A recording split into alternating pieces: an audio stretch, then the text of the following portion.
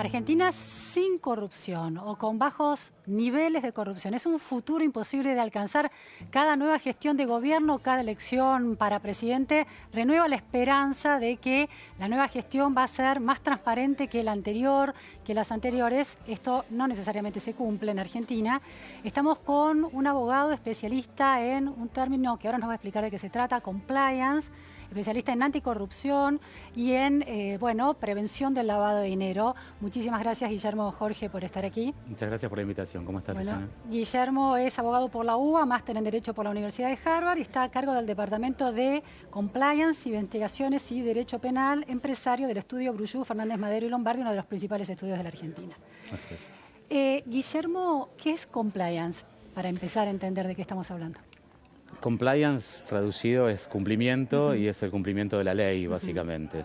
De lo que estamos hablando es de un sistema de gestión de riesgos. Hacer negocios es riesgoso. Cuando uno hace negocios toma riesgos y algunos de esos riesgos son legales. Existe el riesgo de violar la ley. Compliance es cómo se organiza internamente una compañía para mitigar en la mayor medida posible la violación de la ley en el futuro. Los riesgos son eventos futuros que son impredecibles. Claro. Y compliance se trata de eso. Claro, entonces se aplica es prevenir el quebrantamiento de la ley en pos. Si la empresa está concentrada en el foco de la rentabilidad, bueno, no quebrar la ley para alcanzarla, porque siempre puede haber algún riesgo. ¿Esa es la idea? Esa es la idea. Esa es la idea. Hay muchas maneras de incentivar la rentabilidad de modo de descuidar el apego a la ley, digamos. Y entonces compliance se ocupa de tratar de alinear incentivos en el cumplimiento de la ley y la rentabilidad que vayan por el mismo camino. Interesante. Ese objetivo que parece en América Latina, bueno, difícil de alcanzar. Uno ve los casos de Brasil, Perú con 2 presidentes presos, uno, Alan García, que se termina suicidando pensando que iba a ser también llevado preso. Me refería a Fujimori y a PPK en el caso de los presidentes. 4 expresidentes investigados. Argentina, la causa de los cuadernos, la expresidenta siendo investigada en distintas causas en la justicia. No parece ser fácil la tarea, ¿no? En América Latina al menos, de hacer converger esos 2 objetivos, el de rentabilidad en el mundo empresario y el de respeto por la ley en el mundo ciudadano, digamos. Yo creo que en América Latina se está viviendo un cambio que tiene que ver con una especie de... Tiene que ver con 2 cosas. Por un lado, los países que vos mencionás cambiaron su infraestructura jurídica anticorrupción. Hicieron leyes que permiten las delaciones premiadas o los arrepentidos en Argentina o las colaboraciones eficaces en Perú. Hicieron leyes que establecen la responsabilidad de las empresas por hechos de corrupción y esto incentiva a que las empresas se presenten a la justicia y cooperen. Entonces, esto hace que países en donde ha reinado la impunidad en temas de corrupción, porque son investigaciones muy difíciles, que tocan centros de poder muchas veces demasiado altos para justicias no tan independientes, ha cambiado bastante esa dinámica y por eso ahora miramos para todos lados con la cantidad de casos y de procesamientos y uno ya no sabe qué causa está mirando por la cantidad de avances que tienen que ver con estos cambios. Lo otro que está ocurriendo es que estos cambios vienen de un modelo. Es un modelo propiciado, viene de los Estados Unidos. Estados Unidos luego consiguió que la OECD lo adoptara y es un modelo bastante avanzado, o sea, muy avanzado en Estados Unidos, bastante avanzado en Europa y en algunos otros países de la OCDE. Y los países que queremos entrar a la OCDE lo hemos adoptado por ahí un poquito a las apuradas, sin tener muy en cuenta que los casos que estamos mirando ahora son casos muy especiales, porque no son cualquier caso de corrupción, son casos de obra pública. Claro. El centro es la construcción, la mayoría de las empresas involucradas son empresas locales, familiares. Sí. Y este es un modelo que está hecho, el modelo original, digamos, de la Foreign Corrupt Practices Act, que es la ley de Estados Unidos, es una ley de la bolsa. Son compañías abiertas. Claro. Y es un modelo pensado para que... A ver si un vaso de agua, si podemos alcanzarle acá a Guillermo, por favor. Es un modelo pensado para que no para castigar a las compañías, sino para que compañías que cotizan en el mercado de valores y que tienen inversores que podríamos ser nosotros, que compramos por internet acciones y estamos muy fragmentados en el mercado, tengan una solución cuando los ejecutivos cometen un acto de corrupción. Entonces, allí tienes el agua, Guillermo. Muchas gracias. ¿Sí? En general, descansas un poquito de la voz. Claro, digo, en general estos casos en el mundo se resuelven de una manera bastante más rápida, las compañías negocian, salen adelante, los ejecutivos involucrados terminan rindiendo cuentas en la justicia, las empresas pagan una multa. Acá se adoptó este modelo. Y no encaja del todo con este modelo de negocio. Exacto. Ahora, este modelo, ¿cómo es la definición en inglés del modelo? No tiene una definición. La ley americana se llama Foreign Corrupt Practices Act. Es una ley que hizo Carter en el año 77.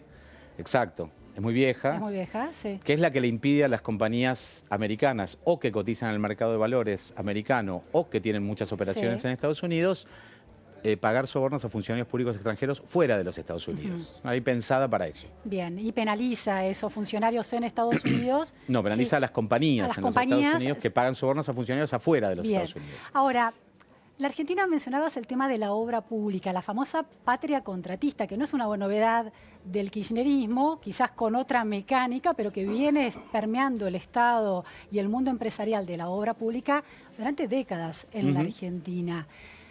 Llegamos a la causa de los cuadernos este año con numerosos empresarios que tuvieron que ir a declarar, fueron algunos procesados, algunos terminaron presos, pero hoy no queda ninguno preso. Uno tiene el último, es Gerardo Ferreira de Electroingeniería, que está con prisión domiciliaria.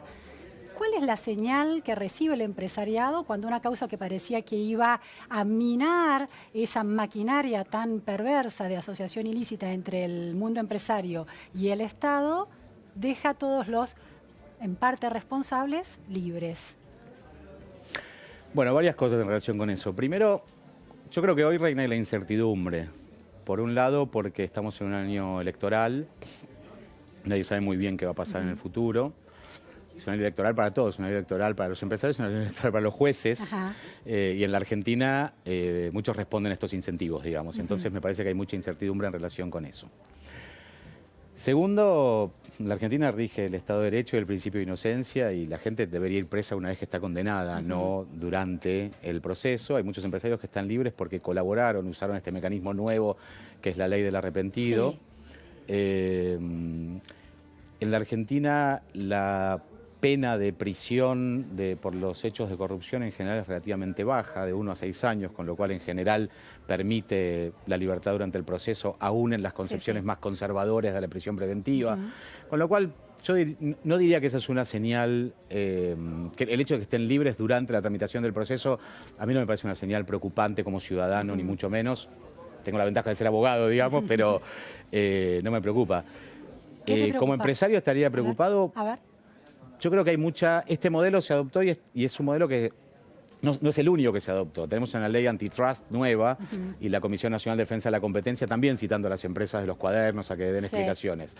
Tenemos estándares que cumplir sobre lavado de dinero y tenemos a la Unidad de Información Financiera muy activa abriendo lo que ahora la prensa llama los cuadernos 2. Yo creo que eso genera también mucha incertidumbre porque este es un modelo en donde nadie sabe muy bien cómo va a ser sancionado.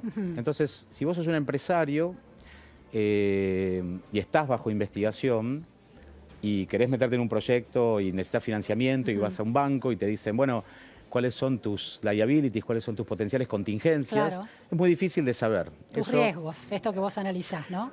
Los riesgos y cómo vas a salir de eso. A mí me parece que en la Argentina, como muchos otros países, a Brasil le pasa lo mismo, a Perú le pasa lo mismo, a Colombia le pasa lo mismo, estuve en México la semana pasada, están decidiendo si entran o no en un proceso más o menos similar con revelaciones que hubo relativas al un caso de Pemex.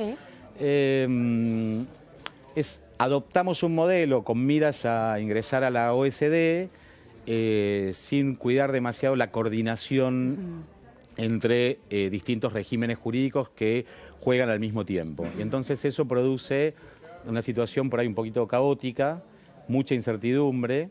Hoy en la Argentina está un poquito tapada porque como la economía no anda bien, el riesgo país está muy alto, los inversores internacionales no están mirando empresa por empresa, están mirando a Argentina y dicen, bueno, está demasiado caro, la Argentina está demasiado revuelta, digamos, como para convulsionada. Pero cuando baje un poco el riesgo país... Quieran elegir dónde invertir, sí. va a estar un poco complicado. Yo creo que es una tarea de todos, del gobierno principalmente, pero de las empresas también, empezar a ordenar este camino para que cuando las condiciones económicas lo permitan, podamos salir de la recesión de una manera ordenada, digamos. Guillermo, una de los efectos colaterales de la causa de los cuadernos en relación a la obra pública que se está realizando es que los PPP, los proyectos públicos privados, quedaron un poco frenados, y eso fue una preocupación del gobierno, porque bueno, muchos empresarios estaban con temor, ¿no? Con estos temores que vos más que con temor, me parece que había, en los corredores viales por lo menos, había 6 contratos adjudicados, pero después... Yo creo que por una combinación de factores, entre ellas la causa de los cuadernos, fue difícil conseguir financiamiento internacional. O sea, una cosa lleva a la otra, entonces. Sí, claro. Bien, ahora, estamos en año electoral y una de las excusas que los empresarios fueron dando cuando tuvieron que presentarse ante el juez en la causa de los cuadernos fue que no era plata no era un soborno para obtener una licitación, sino que era aporte para la política, aporte al negro para la política. ¿Es una excusa razonable para que un empresario plantee su defensa, decir que era aporte para la política? Razonable en términos ciudadanos, digo, un abogado que asesora, que ve a los empresarios funcionando en estos marcos de riesgo y de contingencia. ¿Cómo lo ve? Es algo muy difícil de justificar si uno obtiene contratos del Estado, digamos, porque, a ver, los delitos por los cuales están procesados exigen que para que el juez los haya procesado, yo no conozco la causa porque no participo en ella, pero sí.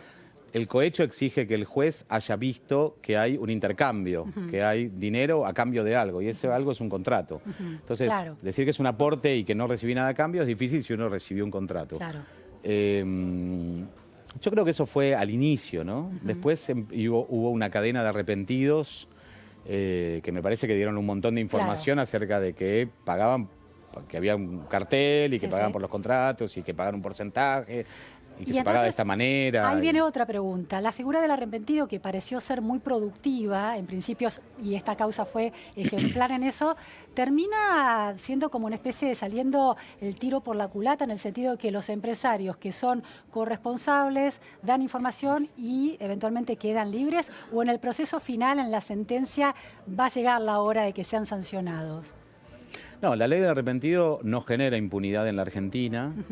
Los empresarios que se arrepintieron van a estar sujetos a una sanción menor por haber colaborado, digamos. La colaboración implica que esa persona está haciendo en parte el trabajo de la justicia, si no los fiscales nosotros deberíamos como ciudadanos aportar para que la justicia gaste recursos en investigar. Y entonces, en teoría, digamos, el ahorro que se produce por la colaboración de ciudadanos o de imputados o de empresas, en estos casos, se premia, digamos, con una disminución de la sanción. En algunos países eso genera impunidad.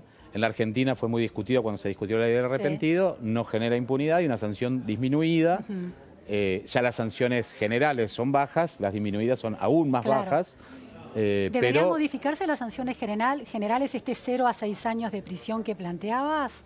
No te entendí, perdóname. ¿Deberían modificarse, aumentarse? Bueno, hay un proyecto de Código Penal que el Poder Ejecutivo estuvo trabajando con una comisión de juristas muy prestigiosa. Que se va a discutir este año. Exacto, está en el Congreso y eso aumenta bastante las penas. ¿Esa cantidad de penas puede ser un incentivo para no delinquir en el mundo empresario? Yo no creo que en la Argentina el monto de la pena sea el mayor incentivo para realizar o no una conducta delictiva. ¿Y cuál es el incentivo para no realizar? El incentivo es que vos pienses que te van a descubrir.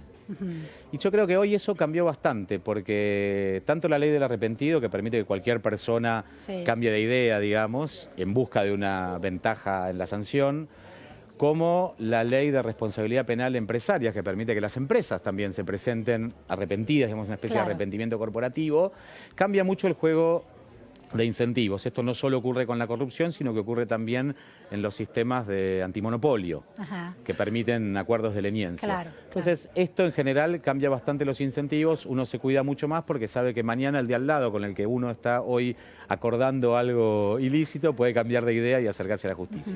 Guillermo, entre tu expertise se destaca mucho que sos un experto internacional en estos temas y que colaborás también en reformas de políticas públicas que tienen que ver con la transparencia. El Estado aquí tiene, tiene que dar explicaciones, las gestiones de gobiernos tienen que dar explicaciones. ¿Crees que el hecho de que la Oficina Anticorrupción o la oficina la Auditoría General de la Nación, el hecho de que no sean órganos independientes, autárquicos, autónomos, con personal técnico que trasciende a las gestiones de gobierno y se convierten en personal político, es un problema para Argentina que debería ser corregido? A ver, la Auditoría General de la Nación es un órgano que constitucionalmente está dirigido por la oposición política y entonces ahí hay un juego de frenos y contrapesos que es distinto que la independencia, pero está en teoría en manos de alguien que tiene un interés concreto en controlar lo que está haciendo la administración de turno. La Oficina Anticorrupción, yo creo que... ¿Quién es el Auditor General de la Nación? La verdad que no me acuerdo. ¿No es Jesús Rodríguez? Me parecía que... ¿Cómo? Jesús Rodríguez, no me acuerdo ahora. No creo que Jesús Rodríguez es radical, ¿no? Claro, el radicalismo es parte de la coalición. Pero sí, la Oficina Anticorrupción no, hay una persona... La Oficina Anticorrupción es un órgano que cuando se creó es un órgano poco prominente, digamos, un órgano de tercera línea, dependiente ahora se fue elevado al nivel de secretaría, digamos, en el Ministerio de Justicia. Debería, a mi juicio, ser independiente. De hecho, los compromisos internacionales que tiene la Argentina requieren que haya un órgano anticorrupción independiente y la Argentina no lo tiene. Es Oscar Lamberto, me había equivocado yo. La opinión pública, la clase política acusada o acusatoria no cree en el sistema judicial en la Argentina. La causa de los cuadernos se ha convertido, por ejemplo, en una cuestión de fe. Unos lo llaman la causa de las fotocopias y otros, efectivamente, la causa de los cuadernos. ¿Cómo se hace para lograr compliance, transparencia en una sociedad en la que la justicia parece no estar funcionando? Bueno, por lo menos no resulta verosímil, ¿no? A ver, la justicia nunca va a resolver problemas estructurales. Cuando los problemas son sistémicos, es un problema que la causa de los cuadernos lo muestra claramente. Es muy difícil tener una causa con muchísimos imputados. La justicia está pensada para violaciones de la ley que son relativamente marginales. Cuando los problemas son sistémicos o son estructurales, requieren soluciones distintas. La corrupción en particular... nosotros hemos importado muchísimos mecanismos de afuera y qué sé yo, que los importamos de lugares en donde la corrupción es marginal y entonces en general son mecanismos orientados al monitoreo y al control y eso funciona cuando es marginal, claro. Cuando es estructural no. ¿A qué te referís? ¿A qué tipo de mecanismos te referís? Y, por ejemplo, qué sé yo, darle más poder a los fiscales o las declaraciones juradas de bienes y que sean monitoreadas. Hay que investigar, digamos, pero una cosa es investigar una conducta que ocurre muy de vez en cuando y uno puede dedicar una cantidad determinada de recursos a una conducta marginal y otra es tener muy poquitos recursos para investigar el mundo y sus alrededores, digamos, porque cuando un problema es estructural no sabes ni por dónde empezar. ¿Por dónde se cambia entonces un problema tan estructural? Por eso es un problema, en general ahora hay un enfoque en el mundo que, bueno, esta especie de trasplante de mecanismos del primer mundo hacia los países en desarrollo no funciona. Esto es un problema de acción colectiva, básicamente. Es un problema en el cual tenemos que generar un acuerdo nuevo en el que todos los actores tienen que entender que es mejor socialmente no realizar estas conductas. Para eso, en general, hace falta tocar fondo, entre comillas, que es algo bastante parecido a lo que nos está pasando a muchos de los países latinoamericanos con el tema de la corrupción. Es una toma de conciencia de la clase política que parte de la clase política. De la clase política, de la clase empresarial, de la ciudadanía. Hay muchas estrategias para hacer esto. En las que yo conozco que más o menos funcionan, se hacen en determinados mercados con determinados actores. Yo participé de una acá en Argentina hace poco para reducir la corrupción en una inspección que hacía el SENASA en los barcos graneleros cuando exportaban, mirá lo que te estoy diciendo, algo que pasa absolutamente por abajo del radar, pero que genera un negocio de unos 40 millones de dólares anuales. Y eso lo resolvimos con una acción colectiva. Involucramos 200 compañías que cumplen distintos roles en la cadena vinculadas con esa inspección, también al gobierno, que jugó muy bien, la verdad, en ese proceso. Y entre todos cambiamos la reglamentación, miramos los equilibrios económicos, hicimos una nueva regulación que mantuvo los incentivos comerciales y sacó la corrupción del medio, digamos. Última pregunta, Guillermo. En una estructura tan jerárquica como una organización empresarial, ¿no? No es una democracia de pares, sino hay un jefe y hay, bueno, una pirámide de subordinaciones. ¿Puede ser que el CEO de una empresa no sea considerado responsable de lo que uno de sus subordinados cercanos decidió hacer en términos de corrupción? Penalmente por ejemplo, sí en el puede caso de ser. Techint, ¿no? Y penalmente sí puede ser, un fiscal tiene que probar, más allá de toda duda razonable, que esa persona sabía que eso estaba ocurriendo y que en algunos países alcanza a comprobar que lo toleró, lo consintió, o en algunos países les asignan a estas personas un deber de supervisión, la ley se los asigna, y entonces son acusados por incumplir ese deber de supervisión, Claro, digamos. pero no de en la cómplices Argentina del eso, delito, claro. no, y en la Argentina además eso no existe. No existe. Muchísimas gracias, Guillermo Jorge, por estas precisiones sobre un tema tan interesante y todos estos matices que no conocíamos. Gracias. Gracias a ustedes por la invitación. Vamos a escuchar ahora las palabras del presidente